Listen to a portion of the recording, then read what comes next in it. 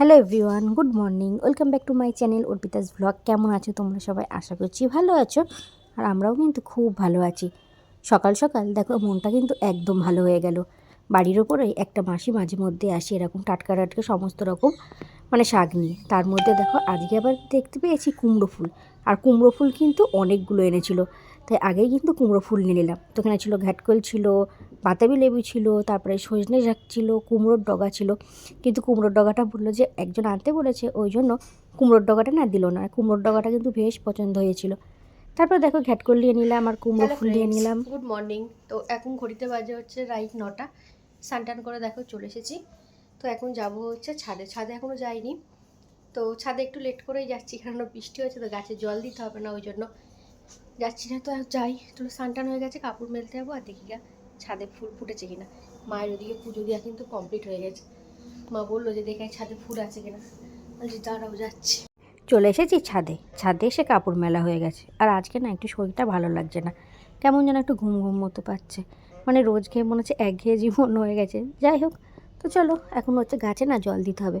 বললাম যে বৃষ্টি হয়েছিল, কিন্তু দেখছি না টব না একদম ভেজেনি। তো এখন গাছে জল দিতে হবে। দেখো কী সুন্দর একটা ফড়িং, অনেক দিন বাদেই কিন্তু এর দেখা পেলাম। মাঝে মধ্যে ছাদে এলে দেখা পেতাম, কিন্তু এখন আর দেখা পাওয়া যায় না। বললাম যে আমাদের এখানে অল্প বৃষ্টি হয়েছিল, হয়তো রাতের দিকে বৃষ্টি হয়েছিল, কিন্তু টবগুলো না দেখো তেমন ভেজেনি। হয়তো ছেটে ফোটাই বৃষ্টি, ওই জন্য আবার গাছে এখন জল দিতে হবে।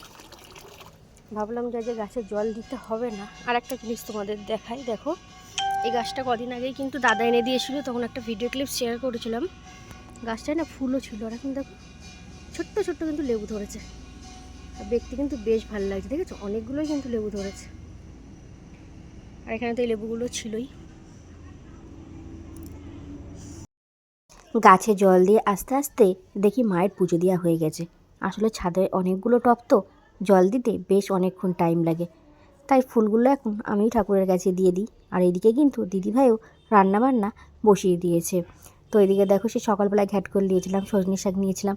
দিদিভাইকে বলেছি সজনে শাকটা আজকে করে ফেলো, নাহলে সজনে শাক রেখে দিলে না ঝরে যাবে। এদিকে আজকে সেদ্ধ ভাত বসিয়েছে, আর ওইদিকে হচ্ছে ডাল বসিয়েছে। আর এই যে এখন দেখো এইগুলো হচ্ছে থানকুনি পাতা। তো আমার কদিন ধরে বেশ পেটের একটু সমস্যা হচ্ছে, তাই তোমাদের দাদাভাইকে বলেছিলাম থানকুনি পাতা আনতে। তো কালকেও খেয়েছিলাম, আজকেও আবার খাবো। সকাল থেকে সেরকম তো কিছুই খাইনি, তাই ভাবলাম এখনও একটু খেয়ে নিই। এদিকে দেখো দিদিভাই কিন্তু সকালে রান্না হয়ে যায়। শাক দেখো ভেজে একদম কিন্তু অল্প একটু হয়েছে, যেহেতু কচি শাক ছিল সজনের শাক, এই জন্য। তো ওদিকে শাক ভাজা হয়েছে, তারপরে সকালে সেদ্ধ ভাত হয়েছে, আর একটু পটল ভেজেছিল। আর এগুলো হচ্ছে দুপুরে রান্না বান্না হবে। তো কী রান্না হয় না পরে তোমাদেরকে দেখাবো। এখন ঘড়িতে কিন্তু 12টা 20 বাজে। আর এদিকে দিদিভাই হচ্ছে পুকুকে রেডি করবে। ওর আজকে রয়েছে ইংরাজি পরীক্ষা। পরীক্ষার টাইমটা না পুরো একদম অটাইম হয়ে পড়েছে, সেই 1টা থেকে পরীক্ষা। হ্যালো এভরিওয়ান, এখন ঘড়িতে বাজে হচ্ছে রাইট 1টা 15। তো তখন পুকুরকে তো দেখালাম, পুকু আর দিদিভাই চলে গেল স্কুলে। পুকুর যেহেতু পরীক্ষা রয়েছে, আর আমি ওদিকে কিন্তু ভাত বসিয়ে দিয়েছি। আমাদের দুপুরবেলা খাওয়া দাওয়া হতে হতে ওই 2-2-2:30 বেজে যায়, ওই জন্য ভাতটা একটু লেটেই বসানো হয়। ওই 1টা বাজলে ভাতটা বসাই। তো ওদিকে ভাত বসিয়ে দিয়েছি। আর দেখো আজকে রান্না হয়েছিল পুঁই শাকের চচ্চড়ি, আর সকালে ভাত করেছিল, অনেকটাই ভাত রয়েছে, তো এটা আবার ভাতের মধ্যে দিয়ে দেবো, হয়ে যাবে। তবে চাল কুমড়ো দিয়ে মুগের ডাল করেছিল। আর এইদিকে করেছিল হচ্ছে মাছ করেছিল, যেটা আলু দিয়ে পটল দিয়ে ঝোল হয়েছিল। আর এই যে সকালবেলায় কুমড়ো ফুল দিয়েছিলাম, তো কুমড়ো ফুলগুলো সকালবেলায় কিন্তু বেছে রেখে দিয়েছিলাম। কুমড়ো ফুল দিতে যেহেতু বড়া হবে, তাই এখন বেসনটা রেডি করে রেখে দেবো। আর বেসনটা দেখবি আগের থেকে যদি রেডি করে রেখে দেয় না, তাহলে বেসনটা একটু ফোলে বেশ ভালোই হয়। তো এখন নিয়ে নিয়েছি পরিমাণ মতো বেসন, এর মধ্যে দিয়ে দিলাম লবণ, হলুদ, কালো জিরে, একটু লঙ্কার গুঁড়ো দেবো, আর কয়েকটা কাঁচা লঙ্কাও কুচি কুচি করে কেটে দেবো, নাহলে না ঝাল হবে না। আর একটুখানি আজকে একটু চালের গুঁড়ো দেবো, তবে চালের গুঁড়োটা এখন দেবো না, যখন হচ্ছে বড়াগুলো ভাজবো তখন দেবো। তাহলে দেখবে কুমড়ো ফুলের বড়া বা যে যারই বড়া করো না কেন, চালের গুঁড়ো দিলে না দেখবে বড়াগুলো একটু মচমচে হয়।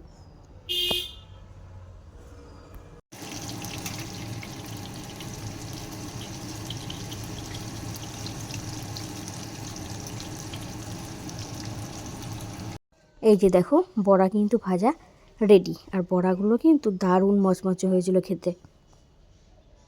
তো সেদিনকার তো আমরা শাড়ি কিনতে গেছিলাম কাঁচরাপাড়ায়, সেটা তোমাদেরকে বলেছিলাম। তবে কী শাড়ি কিনেছিলাম সেটা কিন্তু তোমাদের সঙ্গে আর শেয়ার করা হয়নি। তো দেখো এই শাড়িটা দেখতে পাচ্ছ, তো এই শাড়িটার নাম আমি ঠিক জানি না, তো এটা একটা সিল্কের মধ্যেই। তো এই শাড়িটার রঙটা আমার ভীষণ পছন্দ হয়েছে। তো এইটা কিন্তু আমার শাড়ি। তো শাড়িটা কেমন লাগছে তোমাদের, তোমরা কিন্তু কমেন্ট করে অবশ্যই জানিও। তারপরে এইদিকে দেখো পুকুর জন্য, মানে পুকুর জামা কাঁচরাপাড়ায় খুঁজতে খুঁজতে মানে আমরা এত দোকান খুঁজেছি, মানে হাঁটতে হাঁটতে আমাদের পা ব্যথা হয়ে গেছে। শেষমেশ রানাঘাটে এসে আবার কলকাতা রেডিমেড সেন্টার থেকে কিন্তু পুকুর জন্য এই মিডিটা নেওয়া হয়েছে। আর এটা পরে পুকুরে কিন্তু বেশ ভালোই লাগছিলো। আর দেখো আমরা বিমল থেকেও শাড়ি নিয়েছিলাম। তো শাড়ি নিয়েছিলাম, এইটা হচ্ছে দিদিভাইয়ের শাড়ি, এটা হচ্ছে মঙ্গলগিরি শাড়ি, মানে এরকমই সেম একটা শাড়ি আমি নিয়েছি দিদিভাই। আমার ওই শাড়িটা না এখন আমার কাছে নেই, আমি তো ব্লাউজ কাটাতে দিয়ে দিয়েছি। আর যখন ভিডিও ক্লিপসগুলো নিয়েছিলাম তো সমস্ত ভিডিও ক্লিপসগুলো নেওয়া ছিল, হয়তো ডিলিট করে দিয়েছি, কিন্তু শাড়িটা আমি যখন নিয়ে আসি তখন তোমাদেরকে দেখাবো। আর এইটা দেখো একটা হচ্ছে মসলিন শাড়ি, এটা দিদিভাইয়ের। তো শাড়ির কালারটা কিন্তু বেশ দারুণ সুন্দর। আর দেখো কেনাকাটা করে আমরা কিন্তু একটা ছাতাও গিফট পেয়েছি।